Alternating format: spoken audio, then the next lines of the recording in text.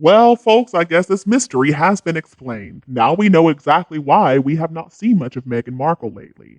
Obviously, she has been busy working on a bit of a makeover, having some me time, I guess, engaging in some self care. We can say bye bye to that makeup free, just stepped off the yoga mat wearing a messy bun Meghan.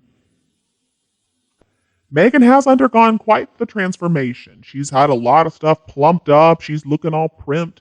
She looks like she was dipped in double cream. She's trying to channel people like Kim Kardashian and Gwyneth Paltrow and Michelle Obama.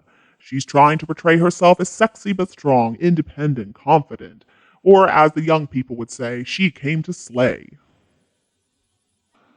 Let's remember that Princess Diana had that revenge dress. Well, it looks like Meghan had a revenge makeover. So Meghan is back. I'm not going to say better than ever, though, and it looks like she's not going away anytime soon. I'm sure it is no coincidence that she decided to resurface so close to the coronation. She's not coming, but I think she's still going to get herself some attention anyway.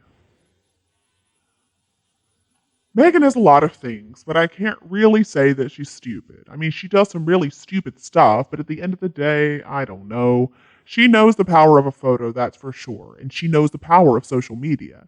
She knows that she can do about as much damage to her in laws from her garden swing in Montecito as she can from Westminster Abbey, maybe even more. And it's an absolute nightmare for the palace, especially because there is going to be more to come. We know that. In addition to the new look from Meghan, we have seen some bonus footage of Meghan and Harry canoodling at a basketball game, supposedly caught unaware on a kiss cam. The message is coming through loud and clear, though. Meghan Markle wants everybody to know that she doesn't need those fusty in laws. She's fabulous in her own right. And I'm sure she is scheming something special for the big day, which also just so happens to be Archofficial's fourth birthday. Maybe it's going to be an adorable photo series of Meghan and the children in California, zooming with Harry in London as he's getting ready to do his duty to his king and father. And I don't think there's going to be a dry eye on Twitter. You know, in some ways, though, I'm actually kind of glad to see this new version of Meghan. Allow me to explain. This power player Meghan, I think, is a little bit more authentic than the person that they tried to serve up when Prince Harry first introduced her to the world. I never really bought that she was this carefree American breathing some fresh air into a stale old institution. To me, the spontaneity was not believable. I thought that she was just trying to be what she thought we wanted her to be instead of just being herself. So if you ask me, this slick new look of Meghan shows a lot more of the person that she really is. A very ambitious woman who knows what she wants and is bound and determined to get it. And she does not enjoy staying behind. Now, ambition, on some level, I can admire, but I do not admire it when that ambition is always at the expense of other people. Meghan and Harry, the truth is, they have tried to build themselves up by bringing down the rest of the family. It's a very toxic type of success. Let's be honest, Meghan was never going to be able to handle being second fiddle to the Princess of Wales, or anybody else for that matter. Perhaps she didn't really think it through, or perhaps she just thought that she could change the old place from the inside out. When it became obvious that was never going to happen, suddenly, oh no, she was no more sunshine and rainbows. That mask fell away pretty quickly, and we saw the truth of who she is.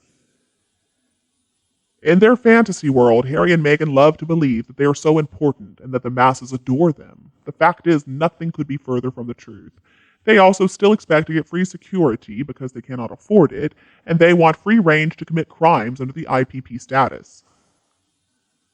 That way, they would safely be able to continue their lifetime of physical and mental abuse of their own families, of animals, of women, the media, and anybody else who dares to refute their lies.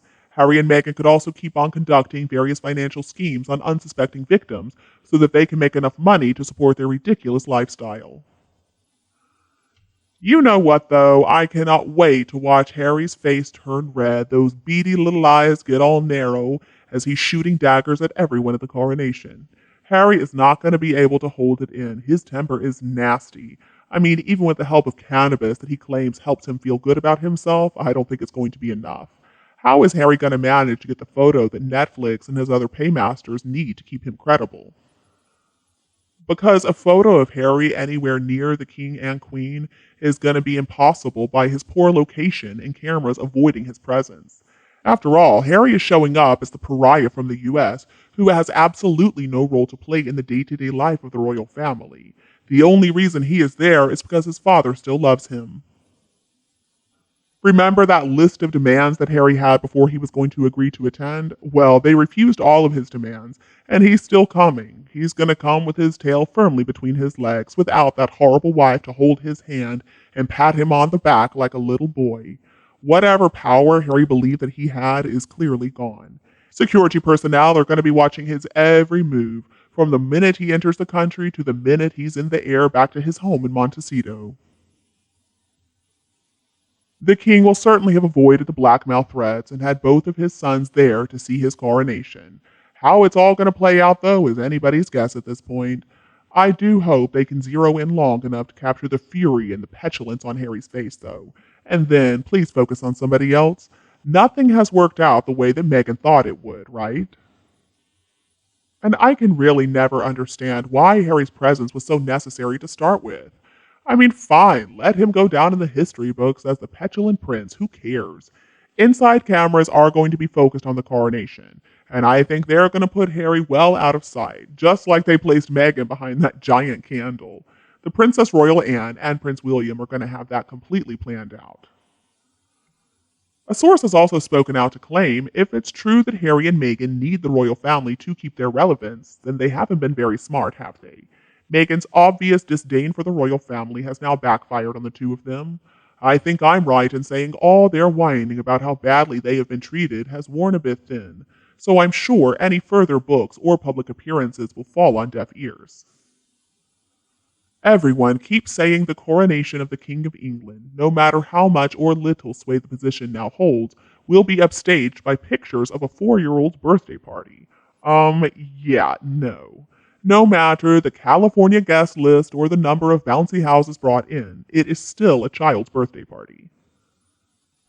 Most people are going to be interested for about 3 minutes max, and Harry, even though he is loathsome, he is still loved by his father, so I'm going to give him about 4 minutes of my time. The rest of the day, though, I am going to be glued to the spectacle and the pageantry that only England can offer, as they publicly crown their new king and queen. I am so excited to witness this event. And the root of Harry's spite and anger is due to the fact that he never had the power he believed he had. Until Meghan entered the picture, Harry and the royal family were never in a situation for things to come up like that. Meghan sold Harry a bill of goods, though, by convincing him that he could be just as powerful as William in the US, but their immature behavior has just blown up in their faces, and they're never going to be popular in the US. The game is officially over for the two of them. And you, what do you think about this hypocritical couple? Please tell me your opinion below in the comments. If you think my video is useful, remember to like and share it with anyone else who would love it anytime you want.